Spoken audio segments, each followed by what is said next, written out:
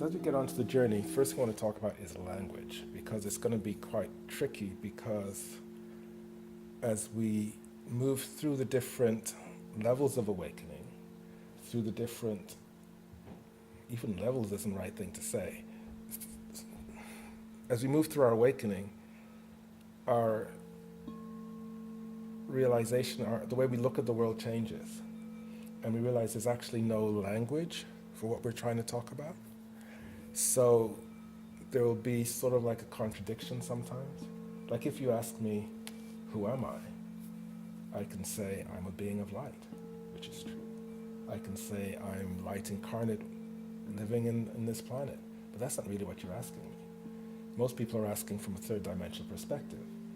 So there's so many ways to talk about this stuff and so many ways to answer questions. So often we may answer questions on different levels.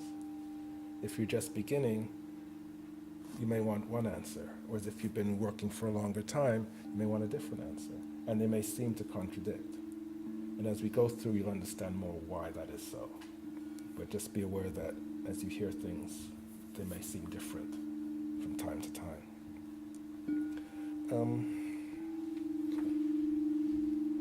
The other thing, there are no absolutes in this. It's all variable. And as I said, everything has different meanings. If we talk about male and female, at some times we might be talking about the gender male and female. Other times we might be talking about the male energies that we all have. Other times we may be talking about it spiritually. So there are many different levels. When we talk about the levels of awakening, we think of levels and stages as being linear. Well, they're not really linear. We need to talk about them in that way so that our brains can grasp what we're talking about, but know that you're not at the beginning stage, and you're not on stage 3, and you're not on stage 5, and I'm not no higher on stage whatever. We're all doing our stuff, and it's all intermingled, and it comes and it goes. There'll be weeks when we're on cloud 9, and it's like, whoa, we're ascended, this is heaven. And then the next day, it's like we're, World War III is starting. And that's how it goes, and it has to go that way, because every time we reach to a certain energy, everything that cannot exist at that energy has to clear. And so everything comes out. So you're on a high, and then the next moment it's like, whether it's in a partnership or whether it's just in work or wherever it is, you will get this frustration, this anger. Whatever needs to come out will come out, and you go crashing down again, and you work your way back up. And so it's this, but we're going up all the time. And you spend time when you work on something and you think, I've got that sorted. And 6 months later, you're right back again. It seems like you're right back, but you're not. You're working at it at a different level. You've gone deeper, you're digging deeper to get to our core emotions that need to be worked out. So it's this up and down, in and out thing that we weave. So as we're talking, we will sort of talk as if you're at stage 1, you're at stage 2, but know that it isn't like that. Don't try to put yourself in any place, because you never are. Today you are here, tomorrow you're here, the next day you're up here. Make sense? So let's talk about awakening. The way that I see it, before we go to talk about that, there's only one mountaintop as I see it. There's only one thing that we're striving for, and that's living as love. That's it. Being our authentic self and living in the moment as love. That's the top of the mountain. What's confusing is that there's a gazillion ways to get there, and everyone has their own way. And luckily we're coming out of that now, but we were in an era where people wanted to be gurus. And so my way was the right way. My way was the only way. And so you would get stuck going to this person, that was the right way, and you get stuck to this person, no, this is the right way. And they'd argue as to which is the right way. They're all the right way. What comes to me is going to be different to what comes to you, because it comes through our own persona. So what you look for is someone who speaks your language, who's in your tribe. The only difference from what I would say is that you're going to understand it. I go to some podcasts and I listen to them and go, what are they talking about? Because they're just not speaking my language. They may be, for example, gatekeepers. I understand what they're doing, but that's not why I'm on earth. And when they talk about going to the gates and opening this gate and doing this, it's like, I have no interest in it. They're not my tribe. Doesn't make it wrong. And that's part of our ascension. There is no wrong. It's just different.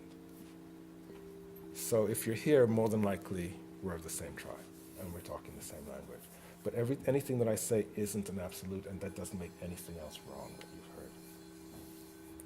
So from where I come from, there's two sides to awakening. There's awakening to the game, and there's awakening of our soul. Now, awakening to the game is ending the 3D game that we're in.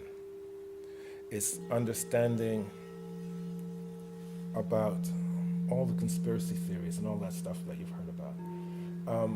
Understanding what that is, understanding why it's there, understanding to what extent it's there.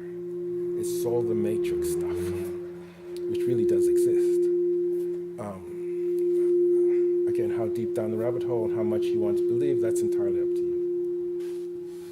The other element of awakening to the soul, really renders the first element obsolete.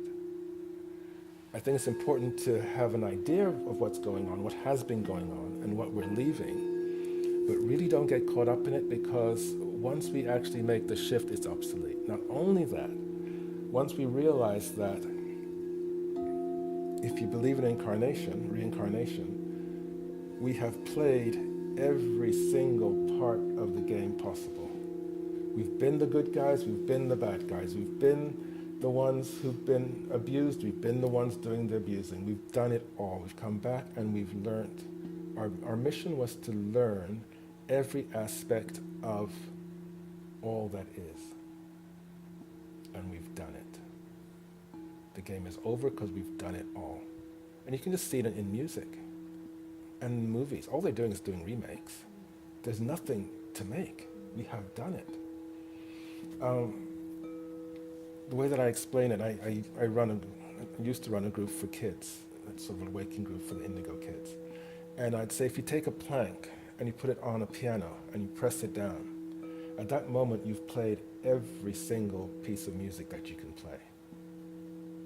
As you press down all the notes, the possibility of every piece of music, anything you can possibly do on that piano is done. And that's all that is. That is source.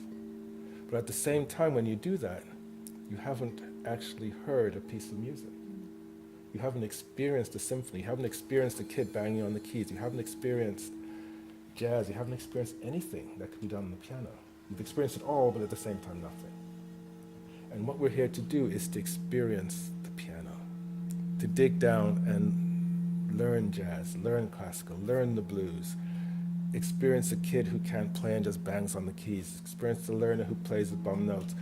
Everything possible is what we're here to do, the good, the bad, and the ugly. So that's why we've left Source, to come and experience, and we experience everything. So when we sit in the world that we are now, we think of the good guys and the bad guys. So when you look at a movie like Thrive, you go, oh, there's the bad guys and they're out, we're the victims. But when we actually get to the awakening of the soul, we realize that's just a game. And we've come as the bad guys too. And you see it with children. They play cops and robbers, cowboys and Indians, and the baddie is being as bad as they possibly can be, and the good guy is being as good as they possibly can be, and then they finish the game and they hug each other and they go away, and the next day they swap over. And that's what we're doing. As spiritual angelic beings, we come down and go, okay, you're going to be the bad guy, I'm going to be the good guy. And you're going to come and you're going to get in between the fight. And then we do that, and we go back, that was great, we're going to do next time. Basically, that's what we're doing. And the whole aspect of time and everything that we experience here is not the same in the other realms. So people talk about the illusion, you think, well, is it just an illusion? And they'll say, oh, it's just an illusion, don't worry, there's no pain. Well, yeah, there is pain. because we've come to experience pain. In that moment, there's a lot of pain, or a lot of joy, or a lot of sorrow, or a lot of whatever, because that's what we've come to experience. It's an illusion in that when we move to the next dimension, no longer exists, and that it comes and it goes, but in that moment, it is real. So there's where we start to get funny with the language, because it's both real and an illusion at the same time. Does that make sense?